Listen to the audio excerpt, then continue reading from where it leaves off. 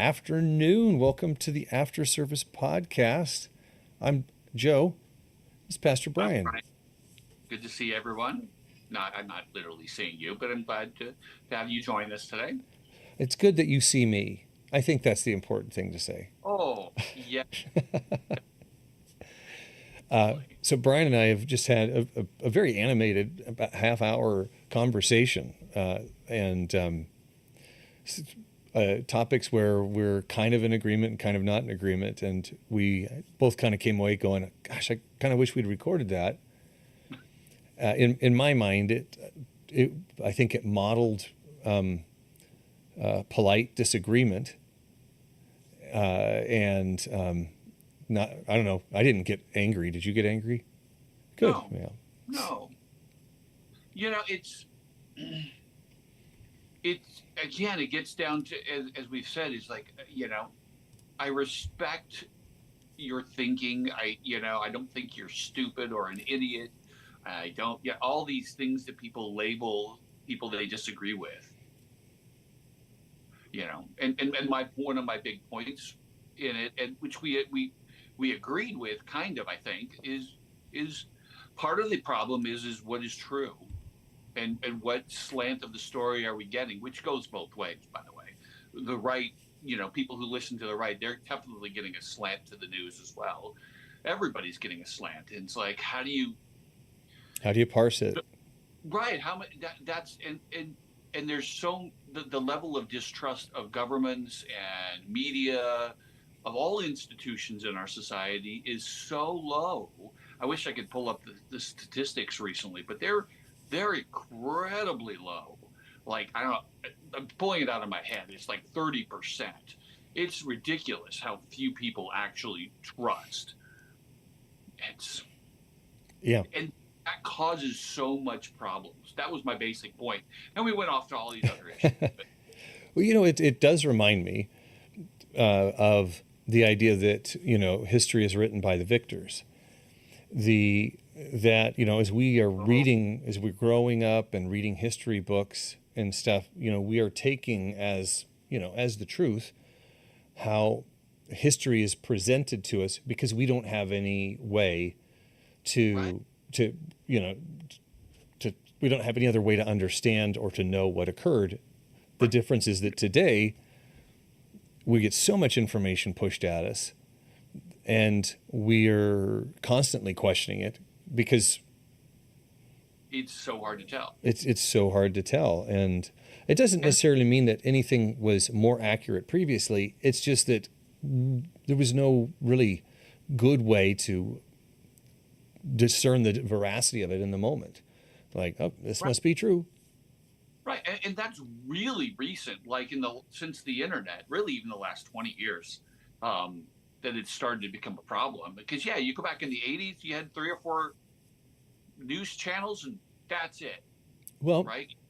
Here's maybe an unintended consequence of 9/11 as a terrorist act, was that it resulted in the creation of the 24-hour media, and discovering that there was an appetite for that, it created the business of that, which, going into not just the news, but clickbait. How do I make sure I get the clicks on my article? Well, I'm going to make it as salacious as I can, because even if it's not true, I get your click. I still got your lick, because that's what matters. Mm-hmm. So much worse. I mean, that was cable. Now it's not even wait 20, 30 minutes or an hour to get the story. Oh, no. You need to get it within minutes. Doesn't matter if it's right.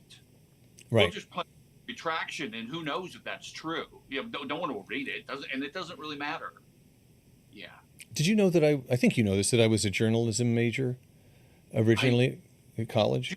I remember that, but I had forgotten. Well, sometimes I forget too. But in the effectively defunct world of print newspapers, there's always the rush to get the story, and at that point it was, let's write the story and get it in print, because that's where the real story is. Well, now it's, I heard about this, we better report on it now before somebody else gets the scoop on us. So it's reporting before validation. And that's, I think, where a lot of the distrust comes from. I think if we kind of explore.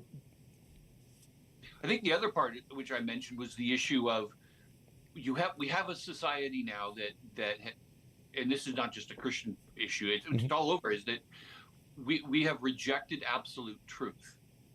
We in the whole postmodern movement, so that there's my truth and your truth. Well, then what that leaves is it's okay to lie if you to justify the ends. And so all you leave is power. And so right, left, whoever it is, they're okay lying if it's for a good reason. Right. That's okay. Corruption. It makes you wonder that, like, if we look at how Jesus won, right, it was by losing. It wasn't by claiming these victories and trying to force the prophecies to be true, Yeah. right? And we are doing so much work to force prophecies to be true, and I speak on the Christian side of things, but also, I mean, in other areas, it doesn't have to be just Christian, where it's like we don't have enough trust in the outcome being what we desire. And we feel like we have to insert ourselves in some fashion. Right. And Jesus was fine with things him being lied about. He didn't necessarily directly challenge it. There was a lot of misinformation about him. Yeah. Yeah. And that, I mean, what a great model for, peaceful insurrection. That I'll just tell you what the truth is and let you kind of sit there in your own waste, as he's talking to, the Pharisees and Yeah. calling them out. But this is the world we live in. We were getting to our book. You were saying one of the things you highlighted was that every government is corrupted by the dragon. Mm-hmm. That they all are animated or influenced of by sinful humans and evil forces that oppose God. Well, I appreciate what it says, where each party solicits allegiance, so the loyalty, right? That if you are really a Christian, you're going to do this. Or not even just a Christian. If you are really a progressive, then this is what, you have to be for these really extreme. Terms. Yeah. Yes. And it, Yeah. And absolutist terms. yeah. And there isn't a government on earth that does not want you to have absolute obedience and loyalty to that government. All of them, right, left, Yeah. doesn't matter what it is. That's just, of course, and from their perspective, I get it. Of course, you want your citizens to be absolutely loyal to you, sure, but I didn't, and you didn't hear my sermon Sunday, did you? No. Well, one of the things I said was, if because of what our hope is, it's like we really need to embrace the fact that we're illegal aliens. We're aliens in this country, and it's. I even confessed for most of my time I thought, oh yeah, we're is to press the image of us being dual citizens. But the problem I've been thinking about with that is that makes the two equal. Mm-hmm.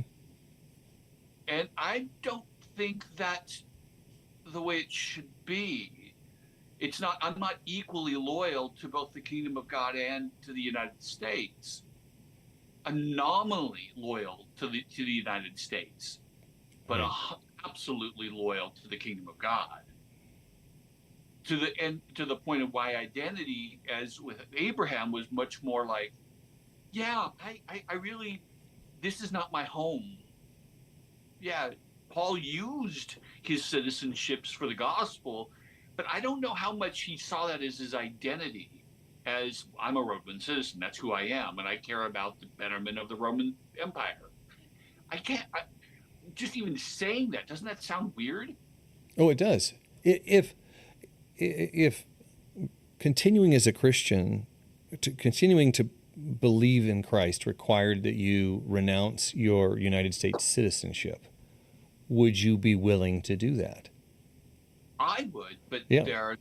but yeah, there, there are those who would they would. I think what they would try to do is make it so you don't. It's not a binary choice. Right. They would. So you can have your cake and eat it too. You can have both. Yeah. And that, we've got, we talked about this 2 weeks ago, Daniel and his friends, and like, Yeah. if you don't do this, these are the consequences. You have to renounce Yahweh. Otherwise, you're going to be eaten by lions. And yeah, and I don't know why I keep having to say this. It's not, but to qualify it, well, of course, just like them, we work for the betterment of this country. We should. We're supposed to.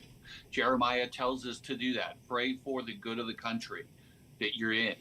Yeah, we should. We want God's blessing to be on this country. I do. For a lot of things, is because we care about people and we want the gospel to spread. Sure. But what if the betterment of the country is to the detriment of the gospel? Mm-hmm. Now I'm starting out. Well, I do Right. really appreciate your comment on like the dual citizenship, because it does artificially elevate your United States citizenship to be on the same level as you as a Christ follower, and that's not right. No.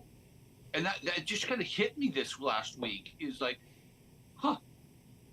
Because I've always said, yeah, we're dual citizens, which, yeah, we are.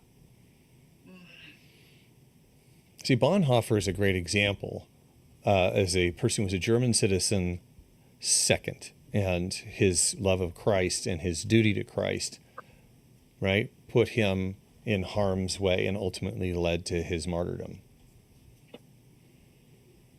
And not to be gloomy, but even if it's not in the next year, but eventually, if God tarries, and there's a good chance that there'll be coming time where you really will have to choose between being a good Christian, loyal to Jesus, or loyal to the United States. You may have that's going to come. I do think that's going to come. Yeah, I think I agree with you on that. Here's kind of not a diversion, but you and I were kind of chatting about the distrust and innate cynicism that most of us, it's fair to say, feel when it relates to the information that we receive. And what I wonder is, if we changed our focus to our local community and serving our local community and knowing the people in our community, loving on people, caring for them, we're less invested in whatever this national thing is. If I care about Jen across the street and I worry that she's not eating well, and I'm vested in her as a person, that's certainly, in my mind, furthering the kingdom much more than trying to engage in some national debate where I can never be certain about what's true or not true.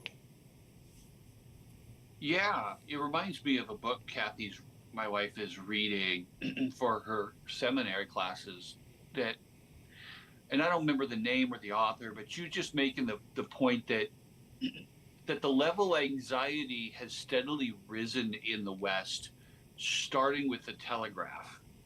And it has to do with knowing about stuff that you have no control over. And that's just really the case even more now. It's like, but what are you going to do about Springfield? What are you going to do about Iraq or Ukraine? Nothing. Nothing. But you can do something about Jennifer across the street. Right. The reason Yeah. I say that is I think about how easy it is to devolve into hopelessness when you feel, impotent to change things at the macro level, right? And it's because our focus is up here, and we really don't necessarily know the people around us, where we can influence, we can have a positive impact, and we can bring people to Christ. What we should do is, I almost think humans were never meant to have a macro perspective. Leave that one to God. You know, just leave that to God. You deal with your neighbor. Love your neighbor, not necessarily some country on the other side of the world that you have no direct influence on. Well, Deal and with. think about the size of the United States and all the subcultures that we have, where we try to impose a single culture upon it as if Yeah. it is one true entity versus, hey, Texas is its own thing, and that's okay. I asked Papa a couple months ago. I don't know if I told you this. Who he had a great time on Sunday. Fantastic. So much. Um, Not that they don't love you I, too. I don't take it that way. I'm grateful for No, him. yeah. But he's from Ghana, and I just said, so tell me something from your perspective about the United States, and his answer was, it's too big. There are so many different cultures here. How can you possibly think all these are going to go together? It's so different. Chicago is different than Illinois. From Well, it the is rest of Illinois. Illinois, Oh, I see what right? you're saying. Yeah, Portland is different than the rest of Oregon. Then Bend, Yeah. and that's the state. Hmm. Then you got, Seattle is different than Montana. It's like, yeah, it's how do you get these? There's so many different diversity, and we've been fed the line. And is it true? I don't know that our differences are our strength. Well, they can also be a huge problem because we can't agree on anything. Yeah. And there's just certain things that it's not necessary for us to agree, No, no, but people tell us that we should, right? That gets into the kind of allegiance question, where they're requiring your allegiance. You live in Portland, and somebody, in Indiana is also, a member of your political party. You guys should feel the same about all things.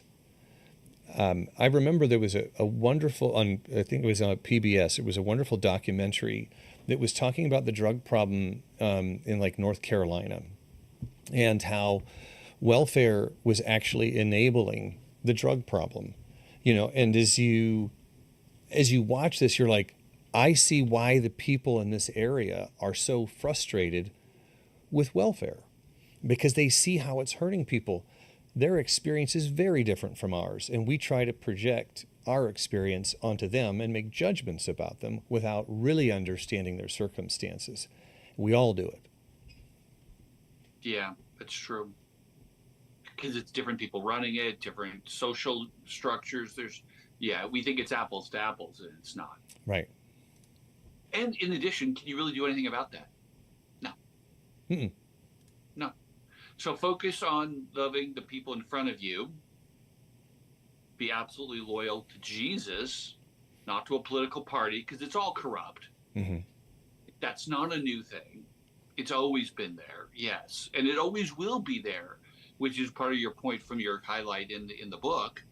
It till Jesus comes back. Well, even when Jesus was there was corruption within the 12. Right. I mean, it's never going to get solved Right. until he returns. Yeah. That's when things will get solved, and that's the hope. It's not in human effort of any kind. Yeah. Is not really going to fix a political movement, a law, a policy. Man, yeah, you want to do your best, but ultimately, don't put your hope in it. Yeah. And hope to me is it's like the most powerful word that, and that's where I came to the macro versus local, is when I look at the national thing, I start to feel hopeless. Mm. You know, how do we change our culture? How do we regain trust? And how do we reform not just the media, but our government? I'm like, well, I'm not going to do that. I can't do that. What I can control is the hope that we present to people locally, you know, so they have hope, and that hope leads to Christ, you know. Yeah. Including you can't affect what other churches, Joe, Yeah, so this are horrible.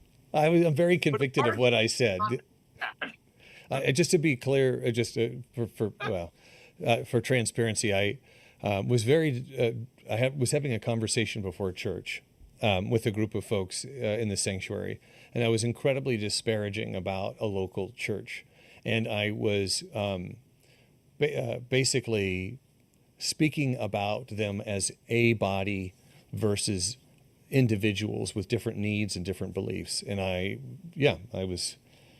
I was very convicted after the fact. You know, in the moment, I was impassioned, and it felt like an appropriate thing to say. After the fact, I'm like, that wasn't useful at all. That's not. I was just reminding you and I, because we can see other churches and go, "What are you doing?" Other Yeah, Christians, you saying it's like, but we can't control that. We can just be the best Christians we can and the best church we can. yeah, That's it. yeah. It really all starts. The hope starts with our individual choices. Yeah. You know, that's what I want. As I try to envision 10, 20 years from now, like the path forward is not at the national level. Like, I want to feel more hopeful in 10 years. And how do I do that? I'm kind. I take care of people. Yeah. Well, to quote the great prophet Michael Jackson, Oh, yeah. we need to be looking at the man in the mirror Yeah.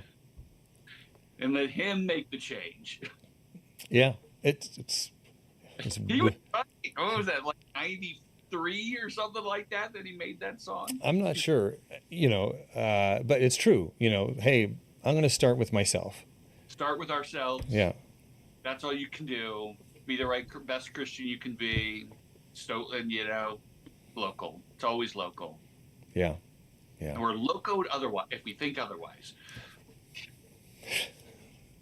But That's my day. I've used it all up. Okay. That's the end of dad jokes. Oh, yeah. All right, everybody. Thanks for joining us. Again, if you have input, please let us know. I don't think we ever really get input. I feel like sometimes it's just you and I talking, but Every once in a while, I hear people say stuff in response. I know there are people who watch it, you know.